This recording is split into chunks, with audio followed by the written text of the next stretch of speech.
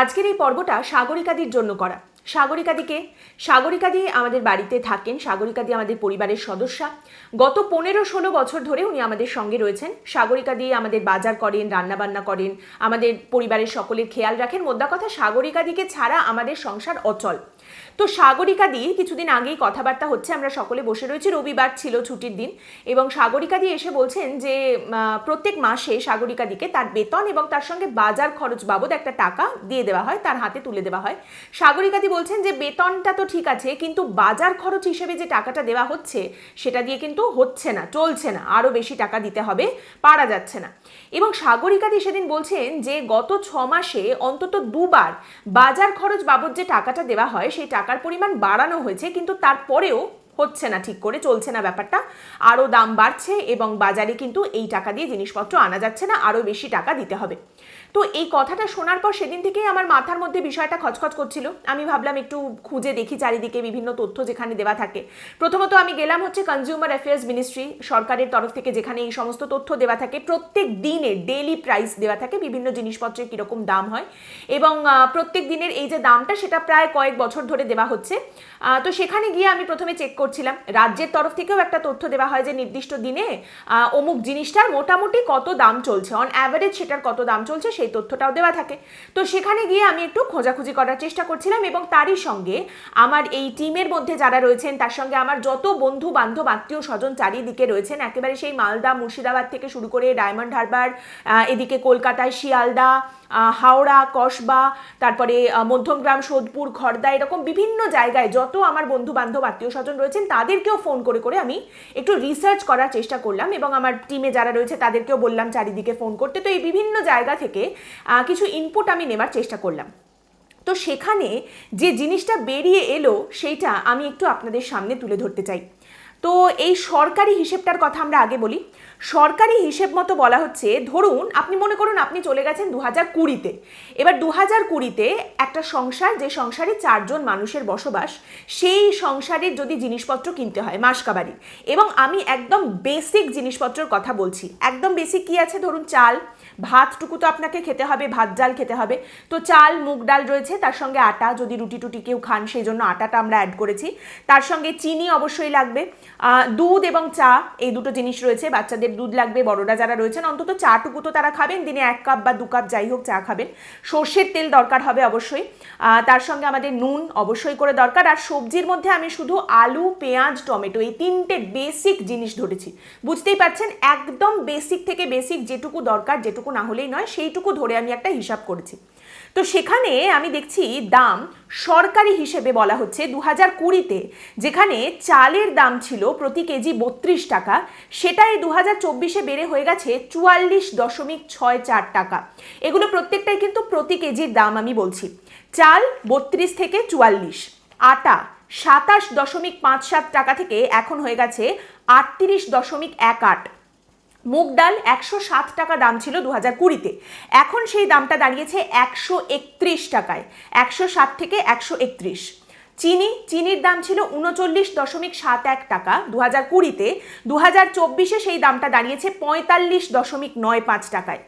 দুধের দাম বলা হচ্ছে 41 টাকা, সেটা এখন দাঁড়িয়েছে 55 টাকায়। সর্ষের তেল 112 টাকা দাম ছিল 2020-তে, 2024-এ সেটা এসে দাঁড়িয়েছে 132 টাকায়। চা 187 টাকা দাম ছিল, সেটা এখন হয়েছে 270 টাকা। নুন 10 টাকা 57 পয়সা থেকে হয়ে গেছে এখন 22 টাকা 38 পয়সা। আলু প্রতি কেজির দাম 22 টাকা থেকে এখন দাঁড়িয়েছে 30 টাকায়। পেঁয়াজের দাম 22 টাকা থেকে 2024-এ বর্তমানে রয়েছে 41 টাকায়। টমেটো 37 টাকা থেকে এখন রয়েছে 62 টাকায়। এবং এই যে দুটো হিসাব আমি আপনাদের বললাম, 2020-র 3রা জুলাই কি কি দাম ছিল জিনিসের সেগুলো আপনাদের শোনালাম, এবং 2024-এর ঠিক 3রা জুলাই জিনিসের কি কি দাম বলা হচ্ছে সরকারি হিসেব অনুযায়ী সেইটা আমি আপনাদের বললাম। তাহলে এইবারে যদি আপনি হিসেব করেন যে মাসিক আপনার এই সমস্ত জিনিসপত্র কেনার জন্য একটা 4 জনের সংসারে কত টাকা খরচ হচ্ছে, সেইখানে আমরা দেখতে পাচ্ছি যে 2020-তে এই দাম অনুযায়ী মোটামুটি মাসের জিনিসপত্র কিনতে আপনার লাগছে 2500 টাকা মতো, এবং 2024-এ এসে সেই একই পরিমাণ জিনিস 4 জনের সংসারে এক জিনিসপত্র কিনতে আপনার লাগছে 3400 টাকা। মানে শুধুমাত্র সরকারি হিসেব অনুযায়ী এই মুহূর্তে যা দেখা যাচ্ছে 4 বছরের মধ্যে মাসে অন্তত 900 টাকা বেশি আপনাকে খরচ করতে হচ্ছে, আর তাও শুধুমাত্র এই বেসিক জিনিসগুলোয়। 2020-তে সরকারি হিসেব অনুযায়ী আপনাকে যেখানে 2500 টাকা খরচ করতে হচ্ছিল এগুলোর জন্য, 2024-এর জুলাই মাসে সেখানে খরচ করতে হচ্ছে 3400 টাকা। আপনি দেখতেই পাচ্ছেন এখানে কিন্তু মাছ মাংস ডিমের হিসেবটা ধরা হয়নি। এবার মাছ মাংস ডিমের ক্ষেত্রে আমরা এই যে বিভিন্ন জায়গায় বললাম একটু আগে যে চারিদিকে ফোন করা হয়েছিল, সবার বন্ধু বান্ধব তাদের আত্মীয় স্বজন সকলকে বিভিন্ন জায়গা থেকে ফোন করে আমরা যে ইনফরমেশন পেয়েছি, সেখানে তারা বলছেন একদম বেসিক আমরা যদি ধরি যে সপ্তাহে 2 দিন মাছ, 2 দিন ডিম, 2 দিন নিরামিষ আর 1 দিন রবিবার মাংস, এইরকম একটা হিসাব যদি ধরি, যদিও অনেকেই আছেন যারা সপ্তাহে 1 দিন নিরামিষ খান, অনেকে আছেন একদিনও খান না, তবু বেসিক একদম মাছ মাংস ডিমের হিসেবটা মাসে দাঁড়াচ্ছে মোটামুটি 5000 টাকায়। এইটা ছিল 2020-তে। তাহলে 2020-তে সরকারি হিসেব অনুযায়ী আপনি চাল, ডাল, চিনি, নুন, আলু, পেঁয়াজ, টমেটো বেসিক সমস্ত কিছু মাসে কিনছেন মোটামুটি 2500 টাকায়। মাছ মাংস ডিম আপনি কিনছেন 5000 টাকায়, মানে আপনার খরচ হচ্ছে 7500 টাকা। এই একই পরিমাণ জিনিস বর্তমানে কিনতে আপনার কত লাগছে? মাছ মাংস ডিমের হিসেবটা আমরা যদি একটা ইনফ্লেশন দিয়ে হিসেব করি, মোটামুটি 20% বেড়েছে, 20% ইনফ্লেশন যদি আমরা হিসেব করি, তাহলে সেই খরচটা দাঁড়াচ্ছে অন্তত 6000 টাকায়। মানে এই মুহূর্তে মাসে আপনার মাছ মাংস ডিমের খরচ 6000 টাকা, প্লাস এই বেসিক চাল ডালের খরচ সরকারি হিসেব অনুযায়ী 3400 টাকা, মানে আপনাকে অন্তত 9500 টাকা খরচ করতে হচ্ছে ওই একই পরিমাণ জিনিসের জন্য, যেটা আপনি 2020-তে কিনতেন 7500-এ।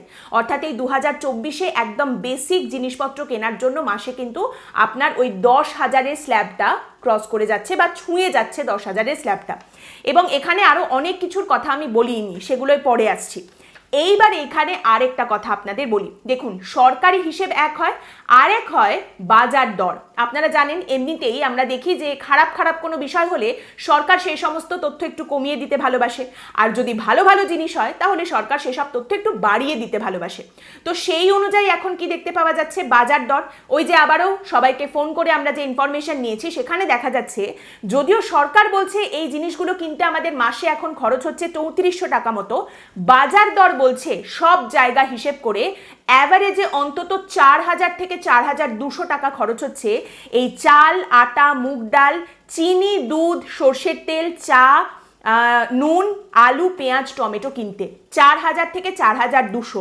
এবং মাছ মাংস ডিমের ক্ষেত্রে 20%ও নয়, অন্তত 25% ইনফ্লেশনের রাইজ দেখতে পাওয়া যাচ্ছে, যেখানে এই দামটা দাঁড়াচ্ছে 6000 নয় 6200 থেকে 300 টাকায়। তার মানে আপনার 10,000 টাকা ক্রস করে যাচ্ছে। বাজার দর বিভিন্ন জায়গায় এটাই বলছে। সরকার যেখানে আপনাকে বলছে 9500 টাকা এখন খরচ হচ্ছে, সেখানেই কিন্তু বাজার বলছে অন্তত 10,000 টাকা আপনার ক্রস করে যাচ্ছে। এইবারে এখানে দেখুন আমি আরো অনেক কিছু ধরিনি। অন্য কোনো সবজি যদি আপনার কোনোদিন খেতে ইচ্ছে করে, একটু পাঁচমিশালি তরকারি, একটু কাঁটা চচ্চড়ি, একটু বেগুন খাবেন, একটু বেগুন দিয়ে সর্ষে দিয়ে বড়ি দিয়ে রান্না করে আপনি খাবেন, এই রকম অন্যান্য যদি সবজি আপনি খেতে চান, একটু ফলমূল যদি খেতে হয়, ডাক্তাররা তো বলেন যে একটু ফলমূল খাওয়া দরকার, রোজ বাচ্চাদের ফলমূল খাওয়াতে হয়, তার সঙ্গে আপনার একটু সবজি খাওয়া দরকার, you need to eat greens. তার সঙ্গে বাচ্চাদের ক্ষেত্রে আপনি ধরুন কর্নফ্লেক্স বা বোনভিটা এই ধরনের জিনিসপত্র রয়েছে, সেগুলোর খরচ। এইগুলো আমি ছেড়েই দিলাম। আপনি ফলের রস খাচ্ছেন না, আপনি জুস খাচ্ছেন না, ফল খাচ্ছেন না, অন্যান্য সবজি খাচ্ছেন না, বেসিক থেকে বেসিক জিনিসপত্র কিনতে আপনার এই খরচটা হচ্ছে এখন প্রত্যেক মাসে।